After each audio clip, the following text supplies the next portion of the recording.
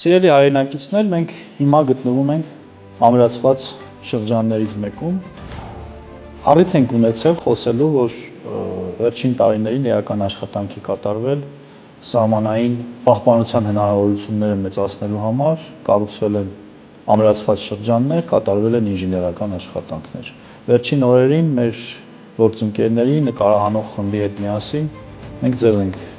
փորձելու ներկայացնել մեր կատարած աշխատանքի մի մասը։ Հիմա գտնվում ենք այդպիսի ամրացված շրջաններից մեկում, բարձրադիր լեռնային հատվածներից մեկում Հայաստանի Հանրապետության եւ գտնվում ենք հիմա ստորգետնյա հատվածում այդ բարձր լեռնադիր շրջանի, որտեղ ամրացված շրջանը իրենից ներկայացնում է փակ համակարգ, երկաթբետոնյա համակարգ,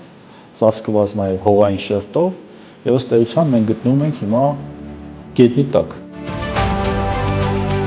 Անզեն աչքով, այսպես ասած, հնարավոր չէ դիտարկել նրան։ Իհարկե կան որոշակի բաներ, որ կհուշեն ամրացված շրջանի գոյության մասին, բայց նրա ընդհանուր ներքին ցանցը բնականաբար տեսանելի չէ որևէ մեկի համար։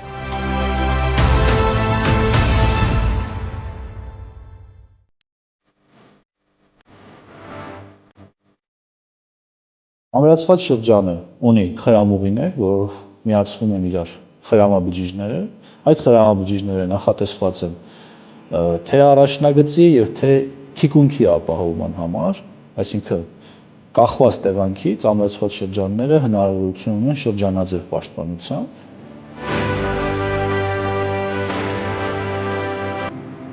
Ամրացված շրջանը պաշտպանված է անօդաչու թռչող սարքերից,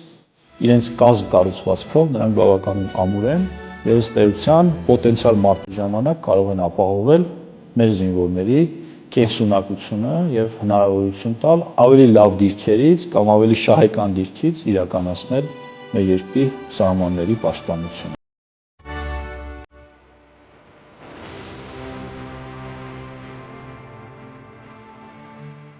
Մենք Հայաստանի Հանրապետության պետական սահմանի ողջ երկայնքով պիտի ունենանք նմանատիպ ամրաշինական կառույցներ, որոնք ապահովելու են մեր երկրի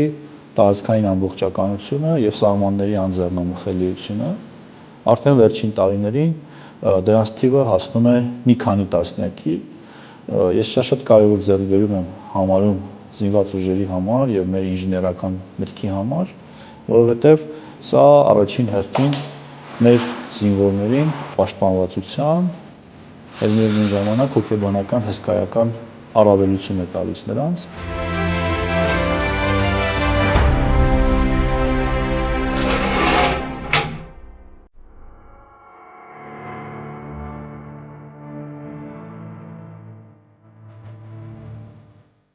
Եթե նաև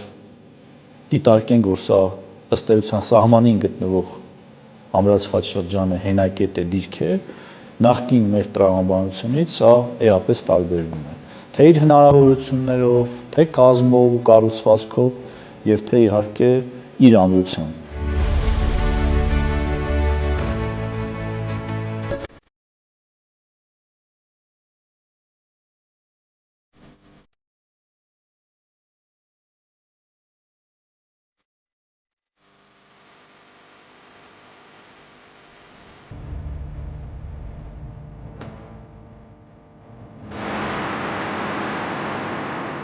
Եվ քանի որ հիմա մենք գտնվում ենք խաղաղության շրջանում, շատ կարևոր է լուսաբանել, թե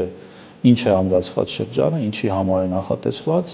Այն նախատեսված է տարբեր տեսակի հրաձգային զենքերով պաշտպանվելու համար, բայց միևնույն ժամանակ այստեղ կարող են լինել նաև սպառազինության ու ռազմական տեխնիկայի այլ նմուշներ։ Մենք հիմա փոքրիկ շրջայց կկատարենք, որպեսզի դուք ծանոթանաք, թե ինչ է իրենից ներկայացնում ամրացված շրջանը իր էությամբ։